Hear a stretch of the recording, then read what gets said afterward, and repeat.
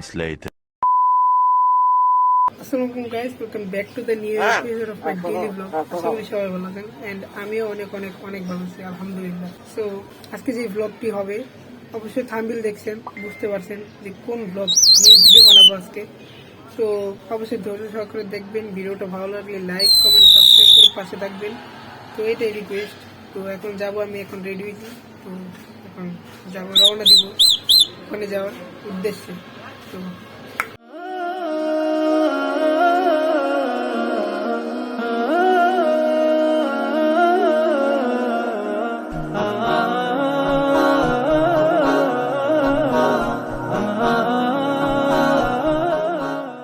A few moments later.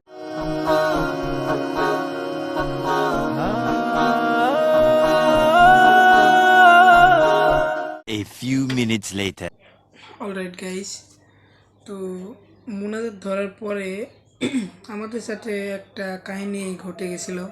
তো সেটা আমি বলতেছি, মানে মানুষরা মানে আমার সাথে যারা যারা আসিল মানুষরা মানুষের উপর দিয়ে মানে অনেকের পাও ভাঙছে, অনেকের অনেক খারাপ অবস্থা হয়েছে। মানে এত পরিমাণে মানুষরা ওই জায়গায় দৌড়াদৌড়ি হয়েছে। যারা অনেক দূর থেকে আসছিল তারাও আবার মানে ব্যাগ ট্যাগ নিয়ে যাইতেছিল। তো মানে ভয় পেয়ে প্রথম মোনাজাতে এটা। তারপরে আমি বলি এখন কিসের জন্য আমরা সবাই দৌড়াদৌড়ি করছিলাম বা ওরা সবাই দৌড়াদৌড়ি করছে, আমি এটা বলি।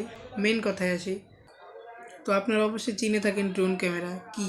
তো ড্রোন ক্যামেরা দিয়ে অনেক সাংবাদিকরা ভিডিও করতেছিল। তো হঠাৎ করে ড্রোন ক্যামেরা এই ব্যাটারি চার্জ শেষ, তো ড্রোন ক্যামেরা পড়ে গেছিল নিচে। তো আমি আবার আসছিলাম আপনার এই যে ইজতেমার যে মাঠ, যে গেটটা দিছে, তো গেটের একটু সামনে আসছিলাম। আমি ওইদিকে আসলাম, এই জন্যই অনেক হয়েছিল, অনেক ধাক্কি হয়েছিল। যদি আমি মাঠের ভিতরে থাকতাম তাহলে এত ধাক্কি হইতো না। এই আমি যা যা শুনছি তাই বলতেছি। ড্রোন ক্যামেরাটা পড়ার পরে পড়ে গেছিলো হঠাৎ করে। তো এই জন্য অনেক মানুষ, এই মুসল্লিরা ভাবছিল যে বোম ফালাইছে, আমাদের গায়ের উপরে বোম ফালাইছে পুলিশরা না কারা, আমি শোনার কথা বলতেছি। তো এইসব হওয়ার পরে আমি এগুলো করার পরে অনেকেই গেছে, অনেকেই বাসে চলে গেছে। তো আবার এই মোনাজাত তো অফ হয়ে গেছিলো হঠাৎ করে, ঠিক আছে। তো এই কাহিনিটা হয়েছিল। আবার এই যে আবার অনেকেই ভাবছিল যে ব্রিজ নাকি ভেঙে পড়ে গেছিল, তো অনেকেই আবার এটা ভাবছিল।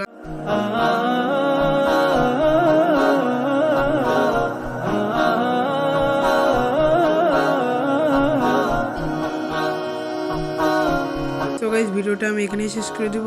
ভিডিওটা ভালো লাগলে লাইক কমেন্ট সাবস্ক্রাইব করে পাশে থাকবেন, পরবর্তী নোটিফিকেশন পেতে সাবস্ক্রাইব করবেন। তো সবাই ভালো থাকবেন, সুস্থ থাকবেন, আল্লাহ হাফেজ।